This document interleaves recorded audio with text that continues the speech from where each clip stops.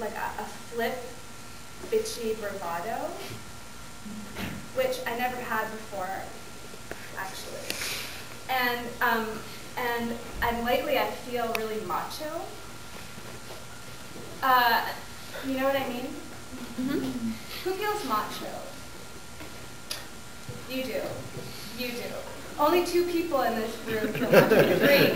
What is with San Francisco? Are you afraid to be macho? It's hard for poets. Well, it's a lot of things are hard for poets. It's true. And I've never been the macho type. I don't think. But lately I feel super macho. And one of the things that I've been thinking about is people say to me that what I do is really abject, and I try to embarrass myself on purpose so that I can and I do all these things to get embarrassed because that's what women do. They're ashamed of themselves and they're embarrassed. And I always feel like I'm doing it like I want to fight with you. Like it's more like I can cut myself and it doesn't hurt me. So go ahead and try to punch me in the face. You know, it's more like that. You know what I mean? Mm-hmm. You do. David, is that David? Yeah, he knows. Okay, Reiner, I don't know how to pronounce this. Fassbinder, how do you say the whole name of the film director? Rainer Maria Fassbinder. Thanks, Patrick. This is for you anyway.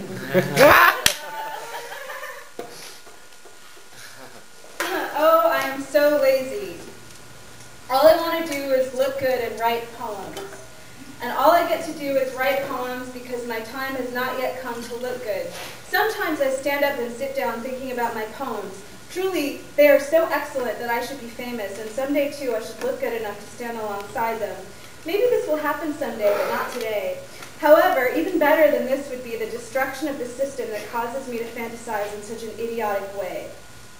Should I destroy myself or try to attain the heights within this system first, and then destroy myself after I've become sanctified by what is to be despised here? As I write you, I'm listening to, I don't know how to pronounce this, Noi? Noi. Mm-hmm. What I'm trying to say is in the middle of the night last night, I tried to watch a movie by Rainer Werner Fassbinder. Not a movie, but rather the first episode of a mini-series. I'm sure you know it, Berlin Alexander Platz. However you say that.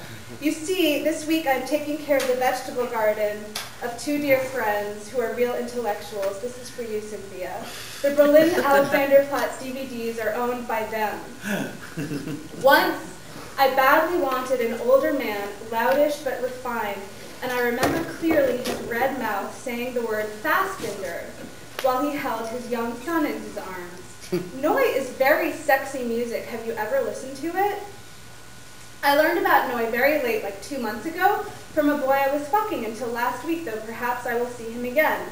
You see, although my looks are melancholic and owlish, I remain culturally retarded. And all the powerful things that have ever been done, even 30 years ago, only come to me peevishly occasionally through the people who condescend to share their time and superior knowledge with me. I guess I do possess a sensibility that could not be called deaf to culture. But my narcissism has become so exhaustive that it takes up almost all my time. There was a time 5 or 6 years ago that I would meet people who would say, Ariana, haven't you seen the bitter tears of Petra von Kant? No, I would say, I haven't. I really should, though. I wish I was a cinephile. I should stop reading medieval poetry, because after all, I cannot stay safe and uninfected just by hiding in things so very old.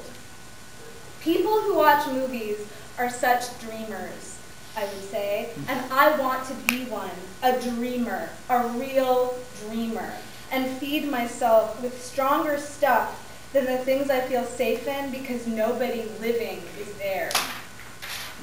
I should dream in other ways, more ambitious ways, and could if I were a person who watched movies. but at the time it took equipment and patience, more of both than it takes now. Actually, some years ago, I finally watched like half of the Bitter Tears of Petrivon Khan. It made me very uncomfortable about being female.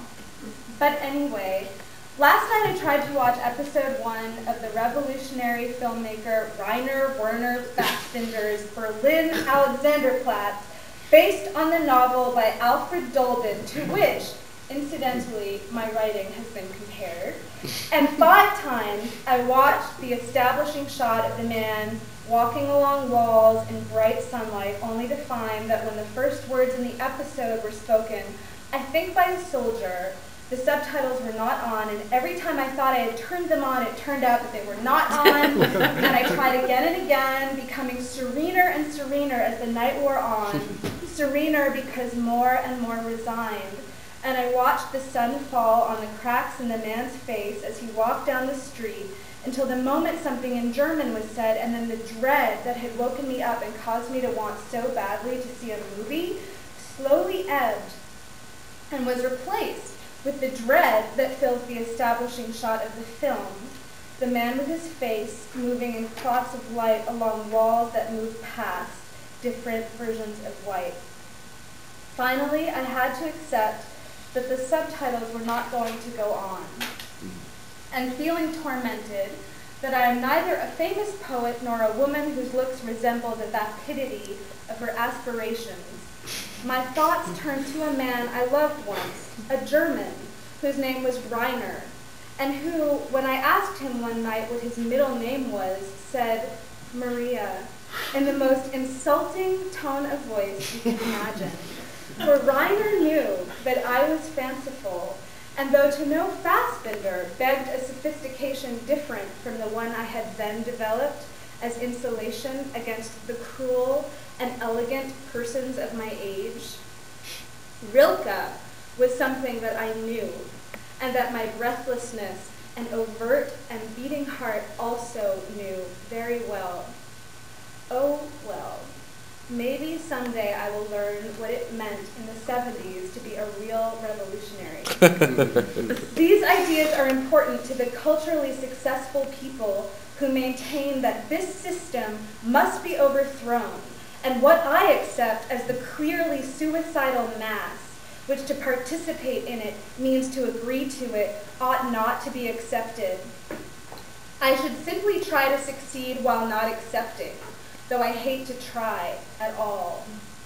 I should become the ally of cultural critics who at certain periods of the night too become romantic, and I think I even will, as soon as I can overcome the fantasy that my dreams might become sweet again and fragrant, neither oppressively narrow scenes in which I dominate the culture as both hero and heroine, as sacrificed or melted down to become the very ore of beauty that makes worlds, nor the inheritrix of products delivered in the form of somebody else's secrets, bequeathed in films, in books, in cuts of clothing, that to attain the truth they point to, I have no choice but to pass through and agree to them, their canniness and history, its limits, and the obsessions which are not mine, legitimated by them for having passed.